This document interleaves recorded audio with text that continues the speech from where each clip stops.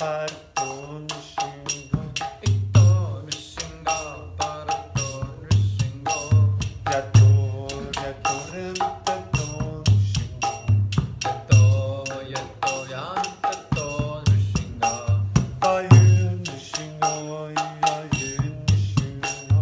Bahir Nrsimha, Hridaye Nrsimha. Nrsimha Madim Saranam Bhakti. Nrsimha Madim Sharanam Prapaje.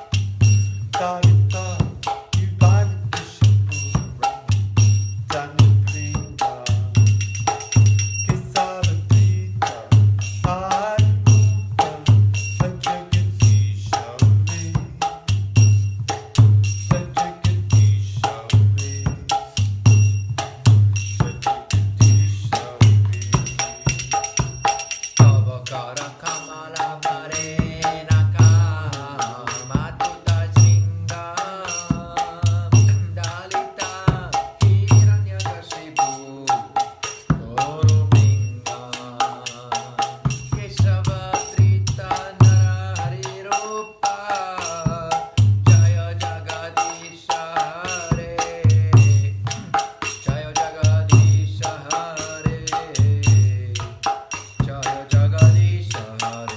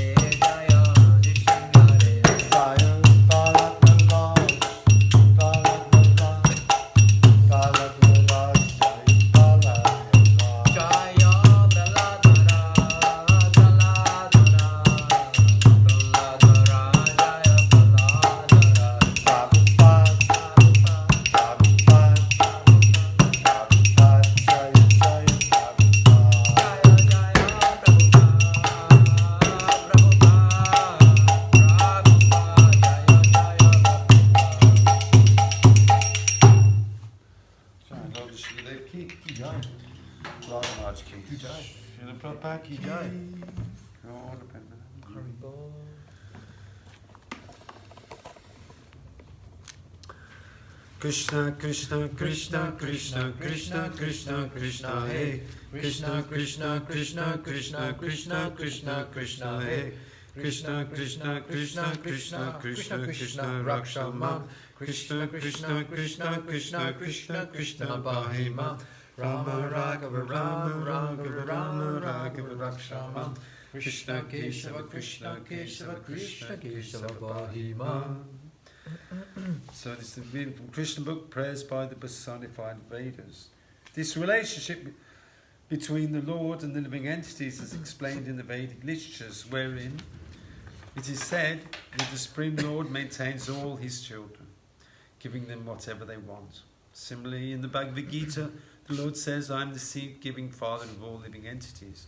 It is very simple to understand that the Father gives birth to the children, but the children act according to their own desires. Therefore, the Father is never responsible for the different futures of his children. Each child can take advantage of the Father's property and instruction. But even though the inheritance and instruction may be the same for all the children, out of their different desires, each child creates a different life, and thereby it suffers or enjoys. Similarly, the Bhagavad Gita's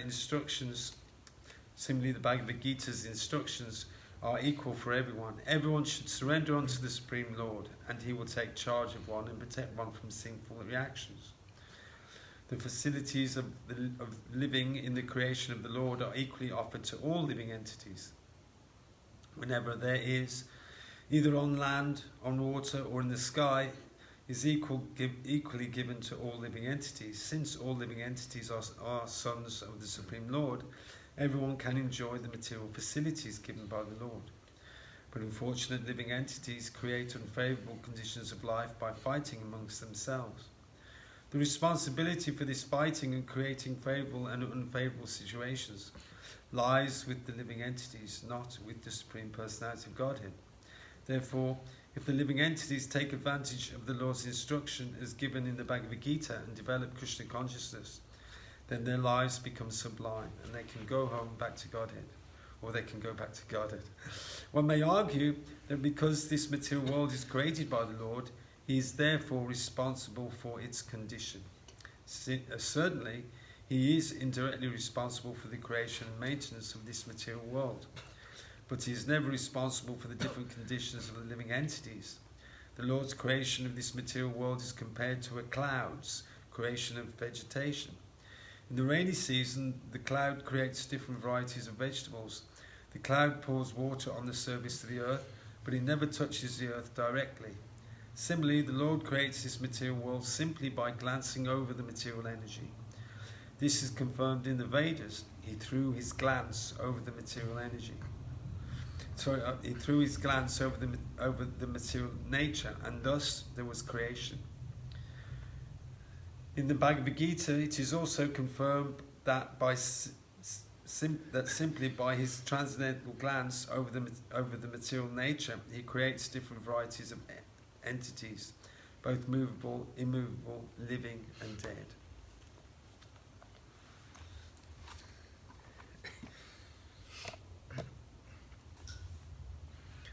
The creation of the material world can therefore be taken as one of the pastimes of the Lord.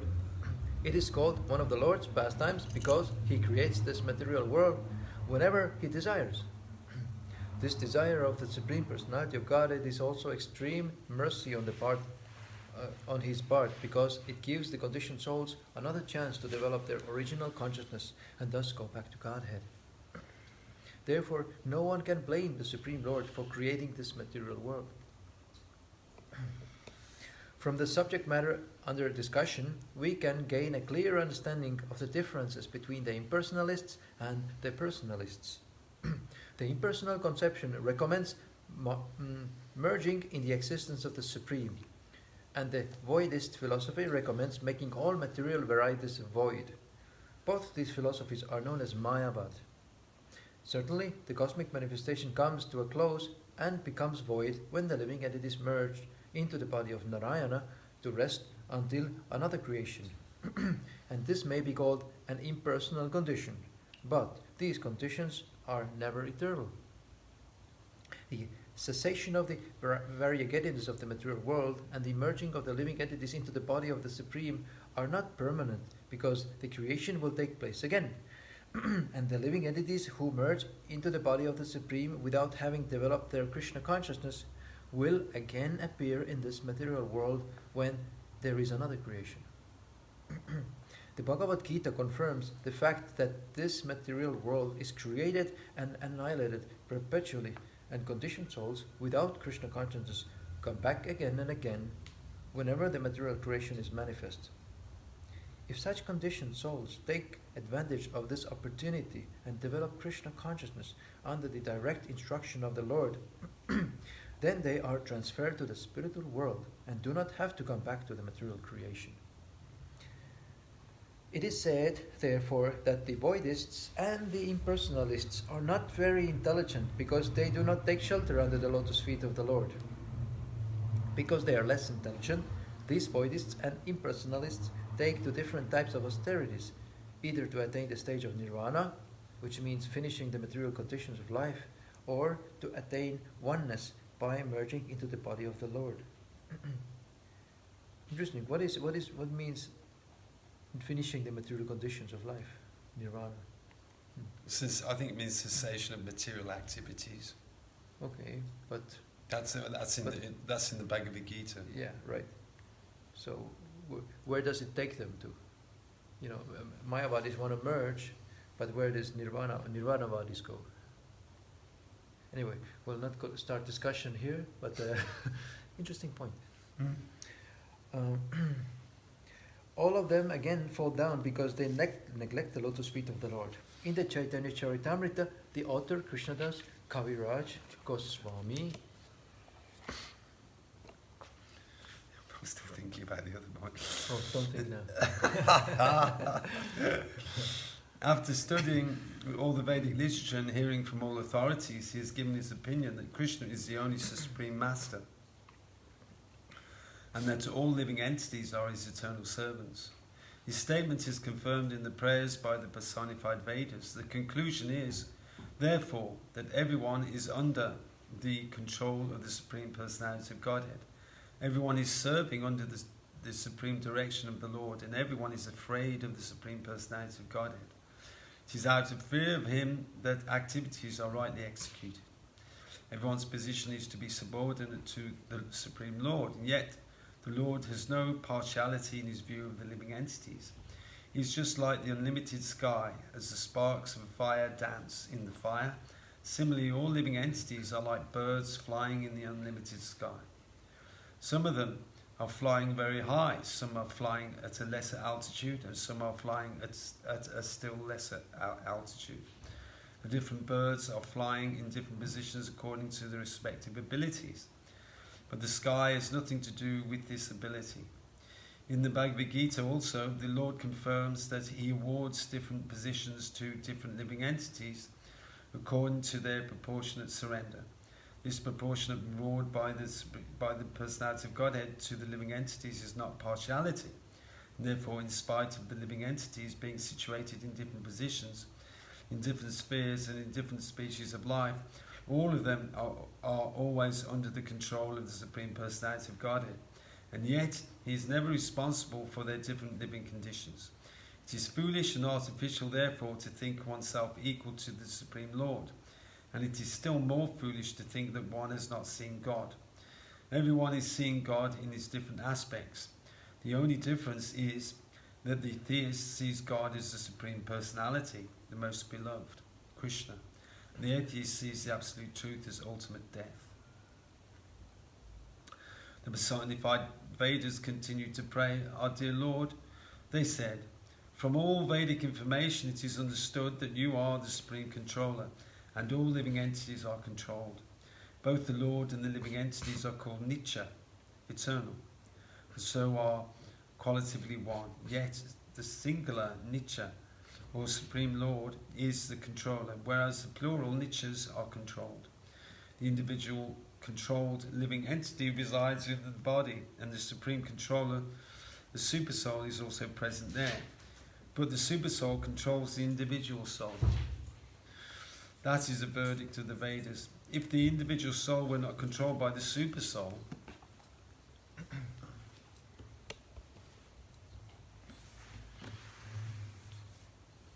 then how could one explain the Vedic version that the living entity transmigrates from one body to another, enjoying and suffering the effects of his past deeds? Sometimes he is promoted to a higher standard of life, and sometimes degraded to a lower standard. Thus the conditioned souls are not only under the control of the Supreme Lord, but are also conditioned by the control of the material nature. This relationship of the living entities with the Supreme Lord as the controller and the controlled definitely proves that although the Supersoul is all-pervasive, the individual living entities are never all-pervasive. If the individual souls were all-pervasive, there would be no question of their being controlled. The theory that the Supersoul and the individual soul are equal is therefore a polluted conclusion, and no sensible person accepts it. Rather, one should try to understand the distinctions between the supreme, eternal, and the subordinate eternals. The personified Vedas therefore concluded, "O Lord, both you and the limited Dhruvas," the living entities, Dhruvas,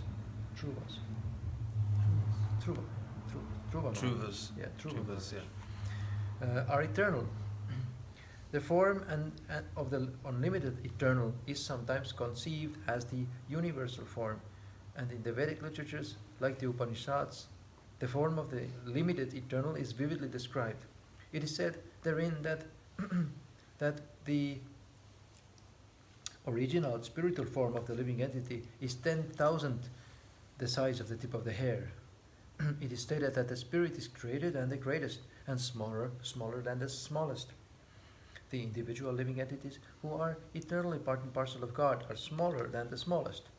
With our material senses, we can perceive neither the supreme, who is greater than the greatest, nor the individual soul, who is smaller than the smallest. we have to understand both the greatest and the smallest from the authoritative sources of Vedic literature. Vedic literature states that the supersoul is sitting within the body of a living entity and is as big as a thumb. Therefore, the argument may be put forward: how can something the size of a thumb be accommodated within the heart of an ant? Must be an ant's thumb. Ant's thumb. The answer is that this thumb measurement of the supersoul is imagined in proportion to the body of the living entity. There you go. I was correct. You read it. Anstam, you read it. You read it. I'm cheating, I read it. In all circumstances, therefore, the supersoul and the individual living entity cannot be taken as one, although both of them enter within the material body of a living entity. The supersoul lives within the heart to direct or control the living entity, individual living entity. Yes, the supersoul lives within the heart to direct or control the individual living entity. Although both are truvas or eternal, the living entity is always under the direction of the Supreme.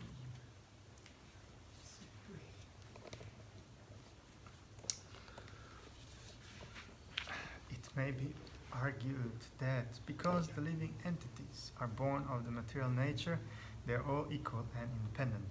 In the Vedic literature, however, it is said that the Supreme Personality of God impregnates the material nature with the living entities, and then they come out.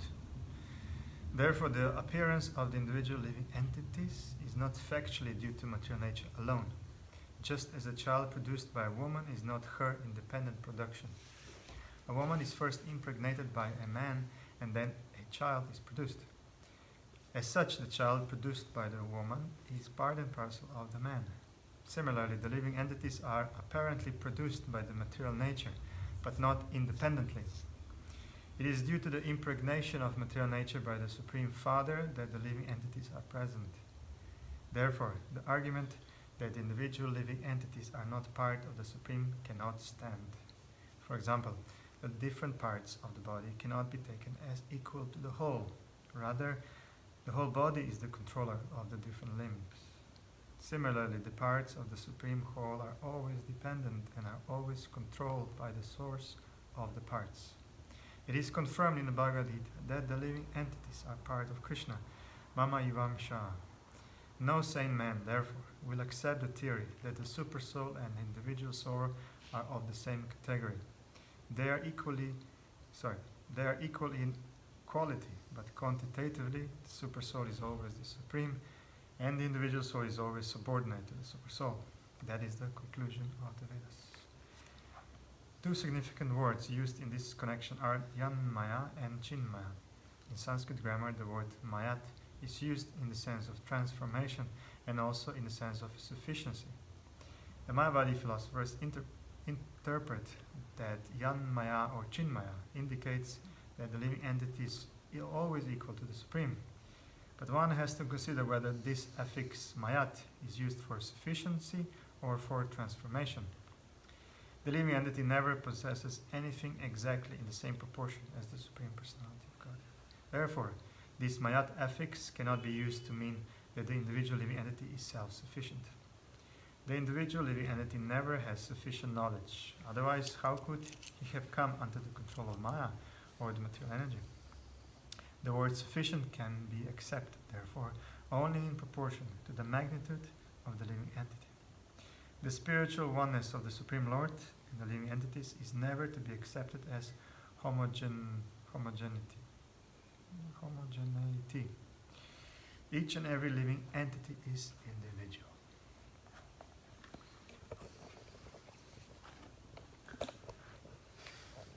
If a homogeneous oneness is accepted, then by the liberation of one individual soul, all other individual souls would have been liberated immediately. But the fact is that every individual soul is differently enjoying and suffering in the material world. The word mayat is also used in the sense of transformation, or sometimes it is used to mean byproduct. Impersonalist theory is that Brahma himself has accepted different types of bodies, and that is his Leela, or pastime. There are, however, many hundreds and thousands of species of life in different standards of living conditions, such as human beings, demigods, animals, birds and beasts. And if all of them were expansions of the Supreme Absolute Truth, then there would be no question of liberation, because Brahma is already liberated. Another interpretation put forward by the Mayavadis is that in every millennium, different types of bodies are manifest.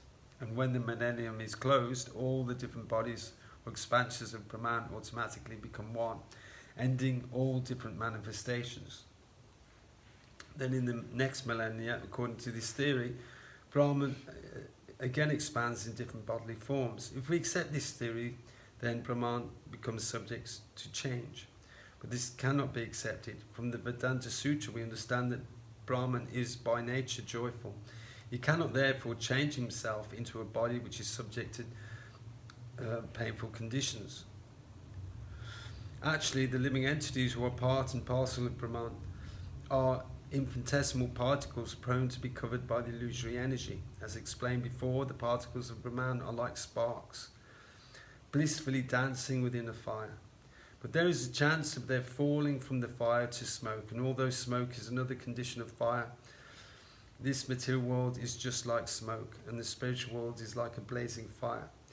The innumerable living entities are prone to fall down to the material world from the spiritual world when influenced by the illusory energy, and it is also possible for the living entity to be liberated again when, by cultivation of real knowledge, he becomes completely freed from the contamination of the material world.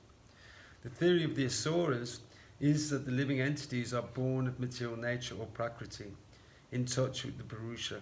This theory also cannot be accepted because both material nature and the Supreme Personality of Godhead are eternally existing. Neither the material nature nor the Supreme Personality of Godhead can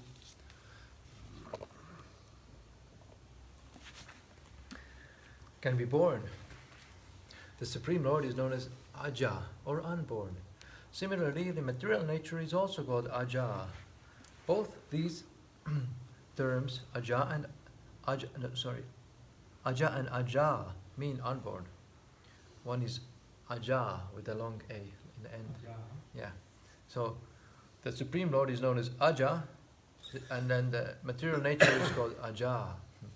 So both these terms, Aja and Aja, mean unborn, because both the material nature and the Supreme Lord are unborn. It is not possible that they can beget the living entities. As water in contact with air sometimes presents innumerable bubbles, so a combination of material nature and the Supreme Person causes the appearance of the living entities within this material world. As bubbles in the water appear in different shapes, the living entities also appear in the material world in different shapes and conditions, influenced by the modes of material nature.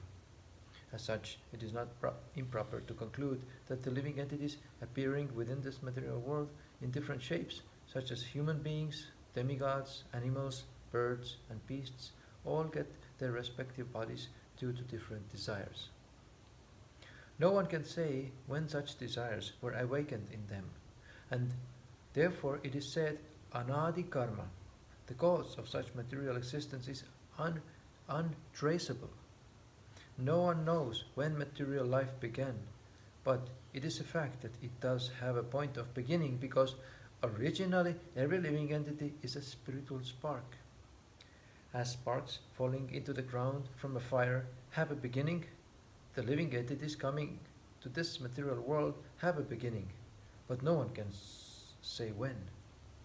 Even during the time of dissolution, these living entities remain immersed in the spiritual existence of the Lord, as if in deep sleep.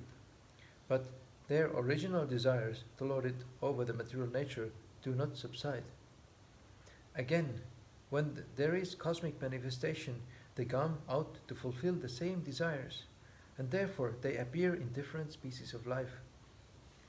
The living entities merged into the Supreme at the time of dissolution are compared to honey. In the honeycomb, The tastes of different flowers and fruits are conserved.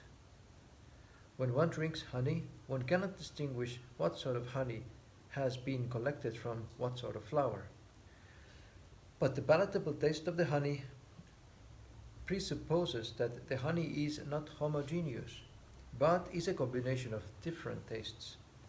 Another example is that although different rivers ultimately mix with the water of the sea, this does not mean that the individual identities of the rivers are thereby lost.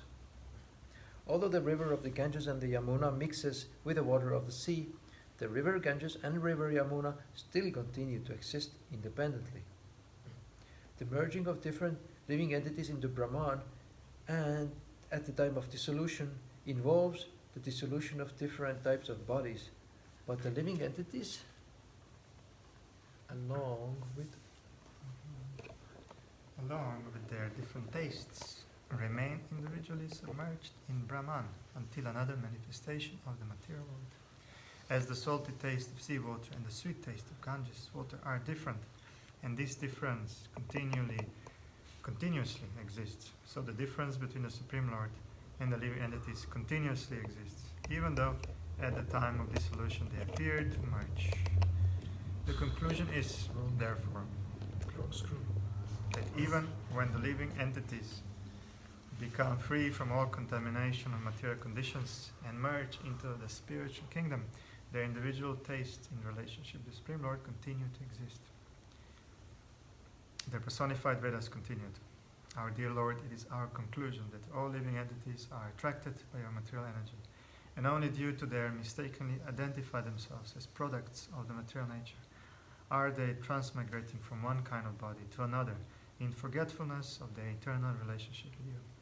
Because of ignorance, these living entities misidentify themselves in different species of life, and especially when elevated to the human form of life, they identify with a particular class of men or a particular nation or race or so-called religion, forgetting their real identity as eternal servants of your Lordship. Due to this faulty conception of life, they are undergoing repeated birth and death. Out of many millions of them, if one becomes intelligent enough by association with pure devotees, he comes to the understanding of Krishna consciousness and comes out of the jurisdiction of the material misconception.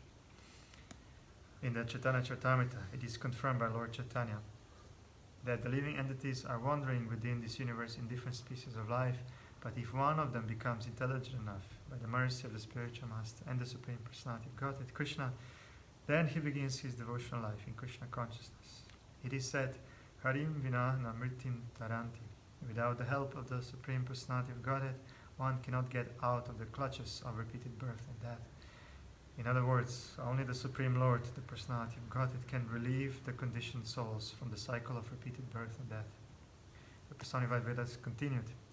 The influence of time, past, present, and future, and the material miseries such as excessive heat, excessive cold, birth, death, old age, and disease, are all simply the movements of your eyebrows. Everything is working under your direction. It is said in the Bhagavad Gita that all material activity is going on under the direction of the Supreme Personality of Godhead, Krishna. Hare Krishna. This ends today's reading. We stop today. Thank you very much for joining us. Keep on reading.